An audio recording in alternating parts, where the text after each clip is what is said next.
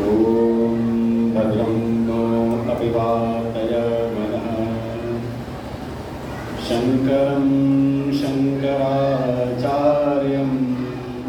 केशवं बादरायणं सूत्रभाष्यकृतौ वन्दे भगवन्तौ पुनः पुनः। ईश्वरो गुरुरात्मेति मूर्तिभेदविभागिने व्योमवद्व्याप्तदेहाय दक्षिणामूर्तये नमः। ॐ शान्ति शान्ति शान्ति। आनंद कंद सच्चिदानंद परब्रह्म देवादिदेव पंचमी महादेव भगवान के चरणों में कोट शरण। उन्हीं के ही अभिन्न स्वरूप प्रातः स्मरणीय परम श्रद्धेय परम वंदनीय करुणा करुणालय परम पूज्य सद्गुरुदेव भगवान परमात्मा के ही भगवान के ही गुरुदेव भगवान के ही अनन्य कृपा पात्र परम श्रद्धेय परम आदरणीय पूज्य अभिनंदन जी महाराज, विद्यालय के आचार्य, पठक, समपति समझ भगवत भक्त, श्रद्धा भक्ति स्वरूपणी मातृशक्ति।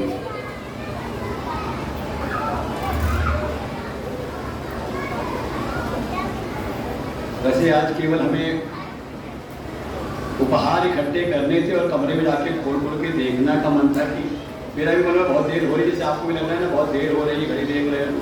हम भी सोचे जल्दी आप लोग जाओ तो बच्चे कुछ जो उपहार हैं खोल खोल करके मैं देखूं कि क्या क्या मुझको मिला है कि नहीं। तो चलो फिर घंटी बजाई जाए भोजन कि पीछे बच्चे भी बहुत ज़्यादा व्याकुल हैं, समय भी काफ़ी विलम्ब हो चुका है। कहने की बस इतनी बात है, कई सारे और वाकई यार मैं देखा था कि जितने भी वक्ताओं को बुलाया सबने अपने बिल्कुल गुरुदेव भगवान की सब पर परम कृपा है। कुछ बातें जो चित्त में लगी, कभी अपने पूर्व की जो शिक्षा थी उसमें जब कभी प्रबंधन के जो किताबें थी उनको पढ़ते थे तो कभी वो एक एग्जाम्पल हमने कभी सुना था जो आज प्रवीण जी ने रखा। और मुझे लगता है अभी कुछ दिन पहले राजीव संगारी से मैं डिस्कस भी किया था, इसी बात को डिस्कस कर रहे थे हम लोग, बिजनेस और प्रोफेशन। बड़ा अच्छा लगा, समझने की बात है। और उसी बात को हमारे वीरेंद्र अग्रवाल जी ने कभी हमने डॉक्टरों के बीच में उद्बोधन दिया था श्रीमद् भगवत गीता पर, और वहाँ का विषय गीता जी के विषय को रखते हुए हमने प्रारंभ किया था दो शब्दों से, अस्तित्व और व्यक्तित्व। अब यहाँ गांव के काफी लोग हमारे हैं, हमारी माताएं हैं, सबके सब शायद उनको बात पसंद नहीं आई हो कि बिजनेस क्या है, प्रोफेशन क्या है। जो कहने का जो उनका तात्पर्य जो कहना वो चाह रहे थे हमारे प्रवीण जी, वो यही है कि जो आज के समय एक पहले एक साधारण उसका समझने का प्रयास करें। जो आज का समय है हमारे सनातन धर्म के ऊपर जिस प्रकार से कुठाराघात हो रहा है, कैसे कैसे हमको बांट करके अलग करें और फिर हम पर शासन किया जाए। इसलिए अगर इस सिद्धांत को समझना है, बिजनेस और प्रोफेशन, उन्होंने संकेत किया कि ऐसे आपको बहुत सारे नेता महान महापुरुष मिल जाएंगे जो आपको समन्वय की बातें समझाएंगे कि सभी धर्म, सभी पंथ, सभी मजहब एक हैं। खूब मिलेंगे आज के समय, भाईचारे की बातें समझाएंगे। ये सब का सब उनका केवल और केवल प्रोफेशन है, रोटी खाने का जुगाड़, आपकी भाषा में, सरल शब्दों में। बाकी बिजनेस क्या है उनका वो भी जानते हैं असलियत को। इसलिए चाहे दुनिया को भले पाठ पढ़ाया हो, ईश्वर अल्लाह तेरो नाम सबको सन्मति दे भगवान, ये केवल हिंदुओं को पढ़ा पाए, बाकी को नहीं पढ़ा पाए। क्या था उनका ये का समाज में अपनी स्थिति बनाने के लिए उनका प्रोफेशन था। बिजनेस क्या था? बिजनेस था कि मैं हिंदू हूँ और हिंदू के लिए आधार है तो कौन है? कहा राम है, कृष्ण है, शिव है, माँ भगवती दुर्गा है, भगवान सूर्य हैं। ये जो हमारे सनातन देवी देवता हैं, ये हमारे अस्तित्व हैं। इसका नाम है बिजनेस। इसलिए कई बार हम लोग कोई छेड़खानी करे तो कहते हैं माइंड योर ओन बिजनेस, है ना। इसलिए बहुत सावधान रहने वाली बात है। चाहे आप ब्राह्मण हो, चाहे आप क्षत्रिय हो, आप वैश्य हो, आप शूद्र हो, आप स्त्री हो, आप पुरुष हो, आप अगड़े हो, आप पिछड़े हो, जो भी वर्गीकरण दुनिया वाले करे, समझ लेना ये केवल ऊपर का काम है। ये है हमारा प्रोफेशन। केवल व्यवहार जीवन जीने के लिए ये सब के सब रास्ते हैं। बाकी जो हमारा बिजनेस है, जिसको हमें संभाल के रखना है। जब कोई कहता है माइंड योर ओन बिजनेस, तो किसको संभालना है? का संभालना है कि मैं हिंदू हूं। ये आज के समय की मुख्य मांग है। और मुझे लगा कि ये शब्द आए दोनों वास्तव में हमारे सनातन धर्म के हिंदू धर्म वालों के लिए बहुत आवश्यक है। हमारा किसी से कोई द्वेष नहीं, हमने कभी किसी पर आक्रमण नहीं किया। ये इतिहास है हमारे भारतवर्ष का। लेकिन जो हमने अपनी दया के कारण, अपनी सहिष्णुता के कारण सबका स्वागत किया, सबको स्थान दिया, बदले में सबने हमारे हिस्से का, हमारी भारत माँ का टुकड़ा ही किया है। और आज भी लगे हुए धमकी देते रहते हैं, अगर हमारी बात नहीं मानी तो हम टुकड़ा कर देंगे, अलग कर देंगे। ये समझने की आवश्यकता इस समय। तो इस समझ में आ गया ये ब्राह्मण, क्षत्रिय, वैश्य, शूद्र, जाट, गुर्जर या जो कुछ भी हैं आप, क्या है का ये केवल व्यवहारिक जगत के लिए है। बाकी एक बात, अपना जो बिजनेस है वो पकड़ में पक्का रहे कि मैं हिंदू हूं। और इसी को ले आए अगर अध्यात्म में, देखो ये सामान्य एक स्तर हो गया, इसी को हम ले आए अध्यात्म में, तो ये जितना भी आपका वर्ण आश्रम परंपरा है, या ब्राह्मण, क्षत्रिय, वैश्य, शूद्र और इनके अनेकों जो विभाग हैं, हम ज्यादा विस्तार नहीं करें, समय बहुत कम है। और इसके साथ ही साथ मैं ब्रह्मचारी हूँ, मैं विद्यार्थी हूँ, मैं गृहस्थ हूँ, गृहस्थ आश्रमी हूँ, मैं वानप्रस्थी हूँ और मैं सन्यासी हूँ। देखो चारों वर्ग यहाँ पर बैठे हुए हैं। विद्यार्थी भी हैं, गृहस्थ भी हैं, जिन्होंने अपनी जिम्मेदारियों को पूरा कर लिया है, अब भगवान की प्राप्ति के लिए लगे हुए ऐसे वानप्रस्थी और सन्यासी भी दो बैठे हुए सामने, चारों वर्ग। और इसी के अनेकों विभाग हैं। ये सब का सब केवल आपका व्यक्तित्व है। ये आपके व्यक्तित्व को बताता है कि आप वर्तमान में क्या हो। जैसे अभी आप यहाँ बैठे हो तो अब सारा व्यक्तित्व जो आपको दुनिया का था भूल जाओ, अब यहाँ हो तो आप कौन हो?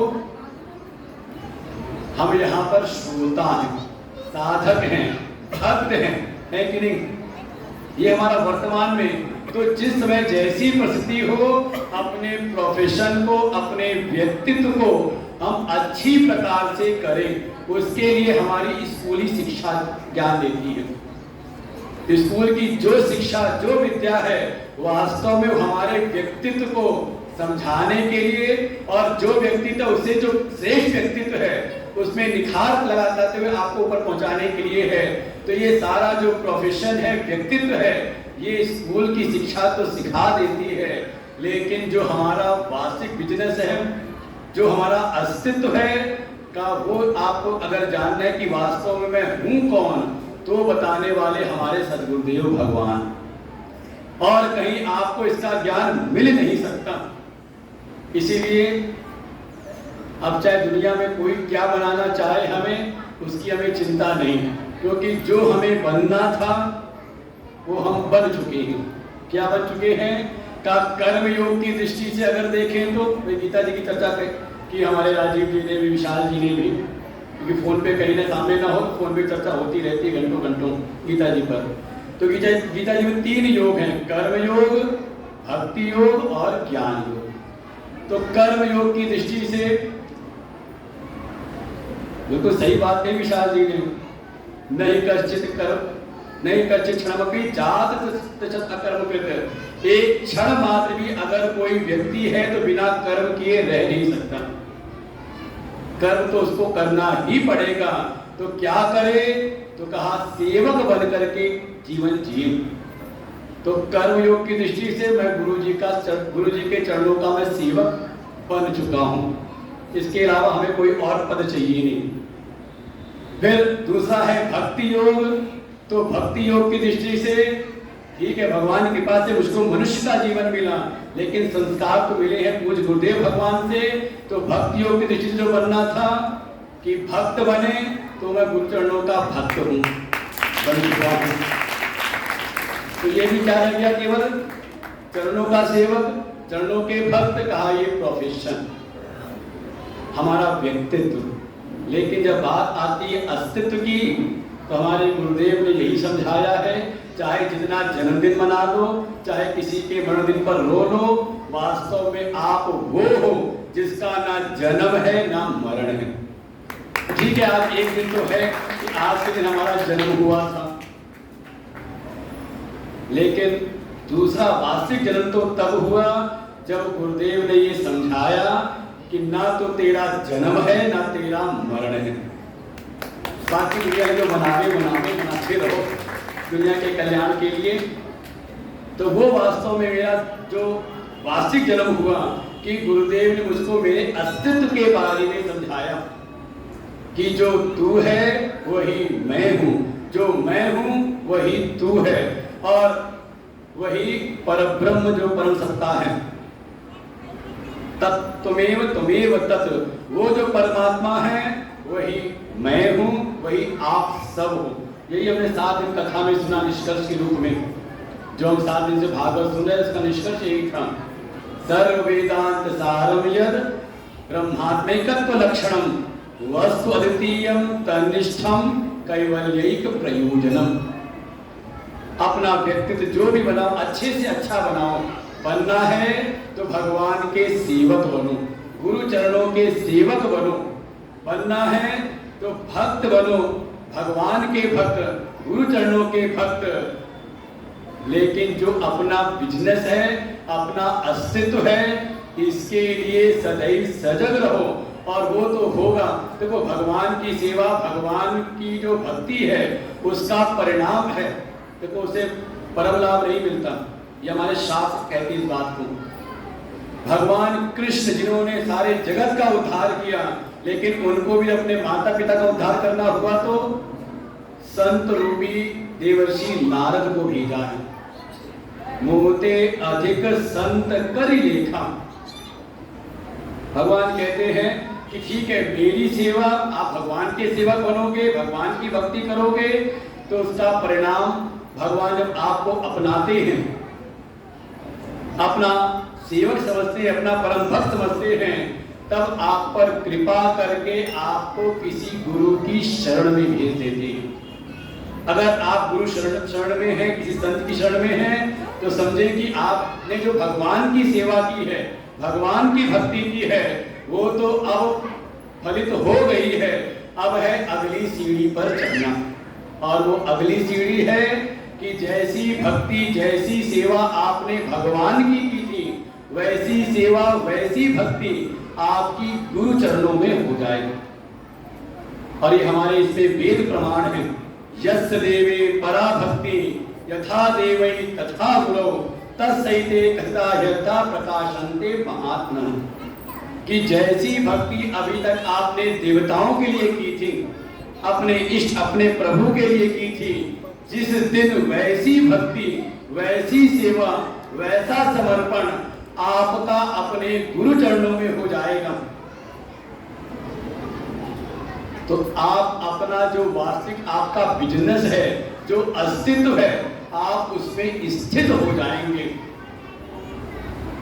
तो गुरु जी की कृपा, भगवान की कृपा से गुरु चरणों की सेवा प्राप्त हुई, उनकी भक्ति प्राप्त हुई।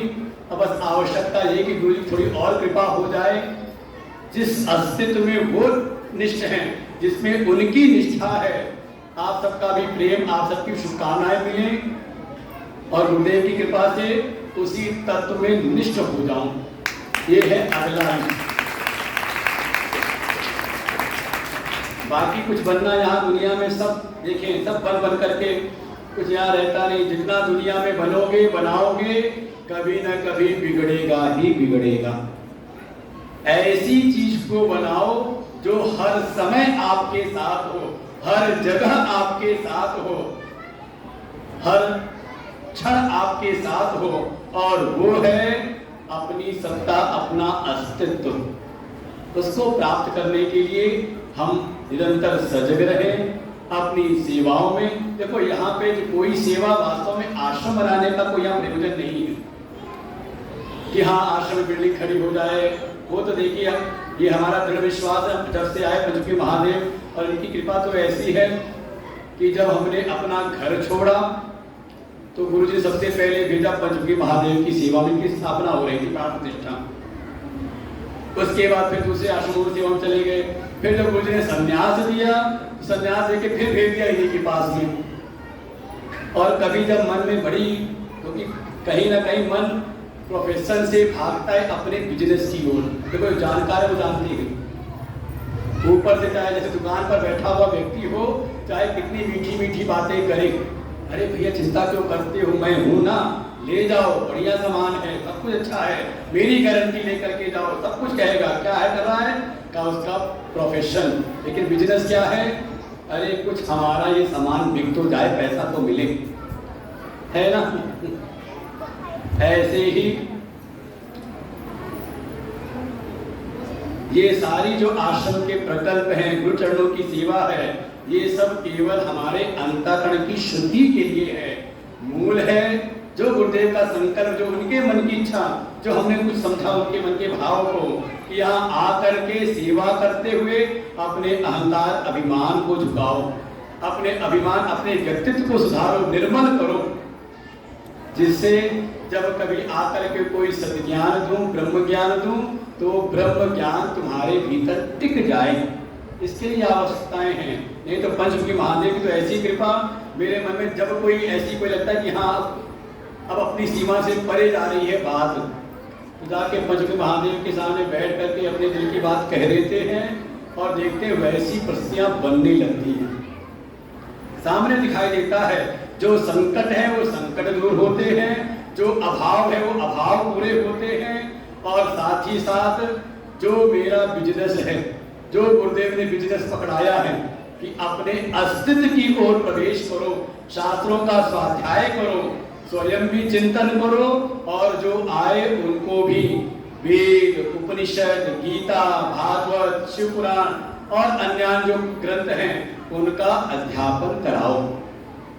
और मुझे लगता है पंचमुखी महादेव की कृपा से और गुरुदेव की महती अनुकंपा से ये कार्य सुचारू रूप से चल रहा है। तो कोई सूचना नहीं है, जो बनना था वो हम बन चुके हैं।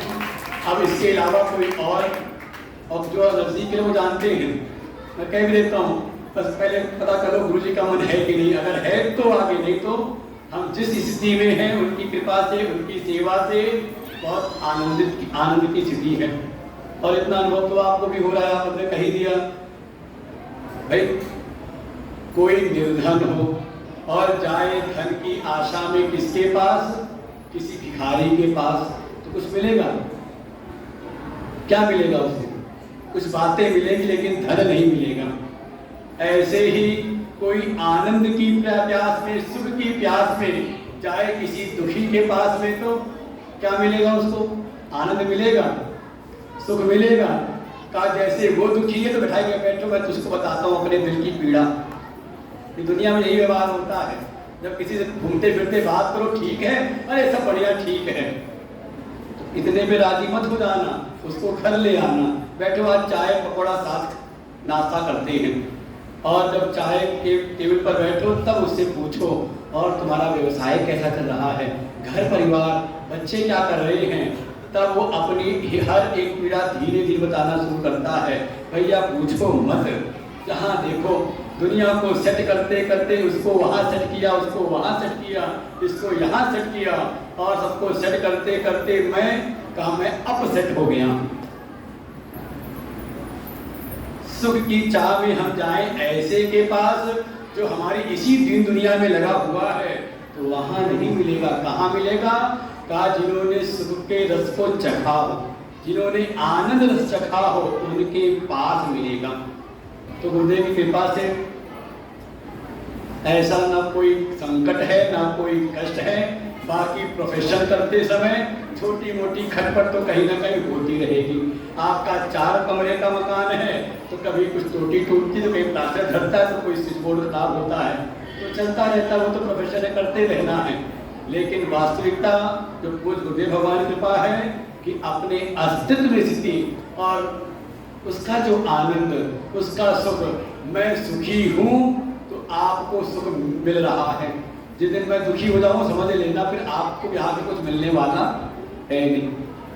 ऐसी कृपा गुरुदेव भगवान की आप सबकी बस यही शुभकामना। मैंने कल भी कहा था, कई लोग पूछ रहे क्या आपको दे, तो हमने कल भी कहा था जो मेरे गुरुदेव ने मुझको न दिया हो, आपकी सामर्थ हो तो वो दे देना। फिर हमें लगा कि गुरुजी ने लैपटॉप तो दिया था लेकिन आईपैड नहीं दिया था। कहते राजीव जी वही सोच के लिए आए। हाँ, पहली बार जब यहाँ भेजा ना मुझको हरिद्वार से, तो उस समय गुरुदेव का कुछ बातें जैसे आप लोग शेयर कर, मैं शेयर करता हूँ आपके सामने। तो हमारा ये जो मेरठ का आश्रम, हमारे गुरुदेव के 4 आश्रम हैं, 4 पीठें उनकी हैं। हमारे लिए गुरु धाम है जहाँ सेवा करके हमें भगवान का अनुभव होता है। लखनऊ में, सीतापुर में, हरिद्वार में और ये मेरठ। और स्थिति ऐसी थी आज से मेरे ख्याल से 15 साल पहले, यहाँ कोई आता नहीं था, यहाँ भेजा जाता था। किसी ने बाकी 3 आश्रम में कोई खटपट की तो गुरुजी की सजा होती, चले जाओ मेरठ आश्रम जाके वहाँ रहो। अब मेरठ वाले बुरा ना मानना इसको, आश्रम वाले। तो हम लोग कहते थे देखो इसको सजाए काला पानी मिला है। हम विद्यार्थी लोग जो रहते थे, ब्रह्मचारी महात्मा रहते थे, हम कहते थे देखो इसको सजाए काला पानी, इसको तिहाड़ जेल भेजा गया है। ऐसी स्थिति। तो जब अगर हरिद्वार में हमने भी कुछ गलती की, कुछ वहां पर अपना हट में हमने कुछ किया था, तो गुरु जी के पास शिकायत पहुंची, उन्होंने पूछा जो थी बात, हमने अपना पक्ष रख दिया। तो गुरु जी ने कहा अच्छा ऐसा करो तुम मेरठ चले जाओ।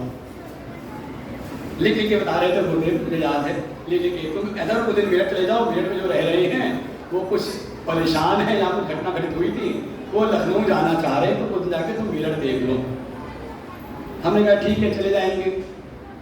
फिर जब मैंने हामी भरी तो तुरंत लिखी वहाँ चोरी डकैती बहुत पड़ती है, चोर बहुत आते हैं।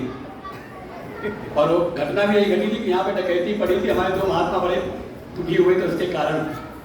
तो लिख के रखा कि यहाँ चोर बहुत आते हैं वहाँ पर। तो हमने कोई बात नहीं, ऐसा कोई सामान रखेंगे ही नहीं कि चोर ले जाएंगे, आएगा तो कह देंगे। हाँ, उसमें मुझे लैपटॉप दे रखा है, कुछ सत्संग स्वाध्याय करना हो, बहुत सारे सत्संग अपने भी और भी संतों के गुरुजनों के सत्संग उन्होंने दे रखे थे। तो उसी में रुचि थी कि 1 घंटा सुबह 1 घंटा शाम को और जो समय मिले तो स्वाध्याय करते रहे। तो हमने इसलिए कहा ठीक है गुरुदेव लैपटॉप लेकर के नहीं जाएंगे, और कोई कीमती वस्तु है नहीं, कपड़े आपने दिए ला ले, किसी की जरूरत है नहीं, बाकी मांग के खा लेंगे वहां गाँव में।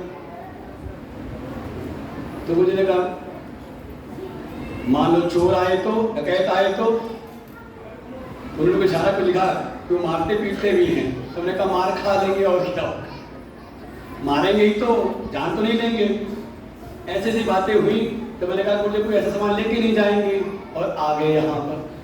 फिर यहाँ सेवा करते करते उनको दिखाई देता है। आज देखिए पंचमी महादेव की कृपा और हमारे गुरुदेव की मुझ पर जो कृपा है, महती कृपा, कि आज ये जो पहले था काला पानी और तिहाड़ जेल, आज के समय लग रहा है ऐसा कुछ। हर प्रकार की सुविधाएं, हर प्रकार की व्यवस्थाएं, जो आप लोग जो कुछ भी लेते हो उसका कण कण इसी आश्रम की व्यवस्था में। चाहे हमारे परशुराम मंदिर के सुभाष जी बैठे हो, कथा कराते हैं, जो उठा के हमें देते हैं हम ला करके इनको दे देते हैं, चलाओ खर्चा। हमारे गणेश मंदिर की समिति वाले जो आए हैं, जो वहाँ से मिलता है, कहीं पर जो कार्यक्रम होता है सब ला करके देखिए, आपको दिखाई दे रहा होगा जो आपने दिया यहाँ लग रहा है सब। क्योंकि ना तो हमारे आगे कोई है ना कोई पीछे है, जो है वो आपको ही दे करके जाना है। ऐसा हमने सीखा अपने पूज्य गुरुदेव भगवान सिंह। बड़ी बड़ी व्यवस्थाएं, बड़ी सुंदर सुंदर व्यवस्थाओं को बना करके अपने दम पर, उनको तो कुछ भी कहीं से नहीं मिला, अथक परिश्रम करके केवल और केवल वेदांत का, शुद्ध वेदांत का प्रचार करते हुए, कोई संगीत नहीं, कोई नाटक नौटंकी नहीं, किसी प्रकार का कोई व्यवसायिक कर्म नहीं, केवल शुद्ध वेदांत का प्रचार करते हुए इतनी बड़ी बड़ी व्यवस्थाएं खड़ी करके हम सब जो उनके शिष्य हैं उनको उन्होंने सहजी दान कर दिया। तो हमें भी लगता है जब गुरु जी ने ऐसा किया तो फिर हम क्या पढ़ के ले जाएं, आप ही लोग के लिए है। तो मेरा तो बस यही भाव है कि जो ज्ञान प्राप्त हुआ अपने गुरुदेव से मुझको, वही आपको भी मिलता रहे, जिससे ठीक है अपना सारा लौकिक व्यवहार चलाते रहें, जो हमारा व्यक्तित्व है, लेकिन उसमें अटके नहीं, बटे नहीं। देखो उनमें एक बात अच्छी है, वो हमसे ज्यादा बटे हुए हैं, लेकिन जब कभी मोर्चा हमसे होता है तो वो सब एक हो जाते हैं, उनमें कोई भेद नहीं, भले बाद में फिर लड़ते रहे। बिल्कुल जैसे घर में झगड़ा होता रहे लेकिन रहते साथ ही हैं। और उपाय एक ही है कि अपने अस्तित्व को पहचान लें। इन्हीं शब्दों के साथ में जिनका भी राजू जी की बात क्या कहा जाए, इनसे तो एक दिल का नाता हो गया है। और माता जी का स्मरण आता है, उनके पिताजी से तो मैं नहीं मिला, लेकिन उनके उद्धार के कार्य में कभी बुलाया गया तो मैं गया सहर्ष, और अच्छी अनुभूति उनके घर परिवार में, सभी परिवार में, भाइयों बहनों में जैसा प्रेम है आपस में, ऐसा ही मेरा आशीर्वाद है कि परिवार में प्रेम बढ़ा रहे, अपने प्रोफेशन में भी आगे बढ़े और अपने बिजनेस को भी पहचान करके धर्म की सेवा में, संतों की सेवा में, गौ की सेवा, सनातन धर्म की सेवा में कहा लगे रहें। और भी जो बाहर से आए प्रवीण जी फरीदाबाद से 3 दिन से कई बार को मन लग गया है, और इन्होंने आज क्या आप इनकी वेशभूषा देखी नहीं देखी, इन्होंने वही धोती ली जो हमारी बतखों के लिए आती है। कहा कि मैं भी यहाँ का विद्यार्थी हूँ, तो हमने कहा ठीक है अपना बैंक खाता खोल लीजिए, हमारे विद्यार्थियों के लिए हम छात्रवृत्ति रखते हर महीने की, और 7 साल का कोर्स है, तो 7 साल बाद मिलेगी। तो हमने इनसे कहा कि ठीक है पक्के विद्यार्थी बन जाएंगे। अब देखो ये भी आ जाए किसी आस में।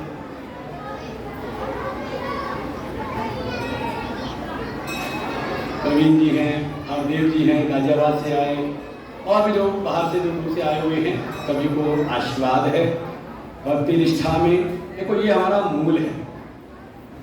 बिटिया ने, हमारी बहन ने बड़ी अच्छी बात कही, पिता ने भी, कि जो भाषा है वो एक माध्यम है व्यवहार करने का, लेकिन पहुंचना हमें अपनी संस्कृति में है, अपनी जो प्राचीन संस्कृति है। मैं गया स्कूल में तो मैडम ने दिखाया, वहाँ पर लैब दिखाई, वहाँ की लैब में जो आधुनिकता तो है ही, लेकिन हमारी दादी के समय की चीज़ें, तो मैडम आप मुझे दिखा रही थी कि दादी का बटुआ और क्या क्या चीज़ें मुझे दिखाई, तो उसमें एक चीज़ ऐसी सामने आई, हमने कहा ये तो हमारा पंचपात्र है। तो उनको नाम नहीं पता था हिंदी में, तो मैंने कहा पंचपात्र, इसमें 5 चीज़ें होंगी, और उन्होंने गिना, उसमें वो पैकेट पूरा पैकिंग किया हुआ था, उन्होंने गिना तो कहा हाँ स्वामी जी इसमें 5 चीज़ें हैं, कहा ये हमारे काम की चीज़ें हैं। तो हम आधुनिकता में भी आगे बढ़ें, लेकिन अपनी प्राचीन संस्कृति जो अपना मूल है, अपना सनातन वेद और वैदिक संस्कृति, उसको न त्यागें, उसके प्रति हे बुद्धि न करें, बल्कि उसको समझ करके हम आधुनिक युग में ले जाने लायक बनाएं। और हमारे प्रवीण जी इस काम में बहुत सहायता करते हैं, बच्चों को सिखाते हैं कि हाँ वेद तो पढ़ रहे हो, लेकिन समाज में जाओगे तो कैसे रहना है। आप उनके वक्तव्य को सुना होगा, ऐसे बच्चों को सिखाते रहते हैं समय समय में आकर के। और हमारी बहन जो अंकिता है, उसने भी यही कहा कि मैं यहाँ पर गीता सीखूंगी और बच्चों को इंग्लिश पढ़ाऊंगी। हमने कहा बढ़िया, हमने कहा ताली बजा के इसका स्वागत किया। ऐसी जिसके पास भी अगर समय हो तो कम से कम अपने सनातन धर्म की सेवा के लिए आगे बढ़े। गाय की सेवा गाय नहीं रहेगी तो मानव धर्म नहीं रहेगा, समझे। गाय की सेवा, देसी गाय का संवर्धन करें, जर्सी का नहीं। देसी गाय की सेवा हो, संतों की सेवा हो, वेद पाठी ब्राह्मणों की सेवा हो, देवताओं की सेवा हो, यज्ञ हो, ये हमारी संस्कृति है, ये हमारा बिजनेस है। बाकी सारा आपका प्रोफेशन अच्छी प्रकार से करो। मेरा आशीर्वाद है, हमारे गुरुदेव का आशीर्वाद है, पंचमी महादेव का आशीर्वाद है। आप अपने प्रोफेशन में खूब आगे बढ़ो, लेकिन बिजनेस को मत छोड़ो। बिजनेस है यज्ञ की सेवा, गौ की सेवा, वैदिक ब्राह्मणों की सेवा, संतों की सेवा, देवताओं की सेवा, ये हमारा मूल है। इन्हीं शब्दों के साथ में बहुत देर हुई, अब चलते हैं। बहुत भाषण बहुत हो गया, अब चलते हैं राशन की ओर। तो भोजन भी हमारे तैयार खड़े हैं रवि, इनकी बड़ी सेवा है। जब इनसे कह देते हैं कि भंडारा है, तैयार रहते हैं। कुछ और भी है, हमारे राजीव संगारी जी केक लेकर आए हैं स्वामी जी के लिए काटने के लिए।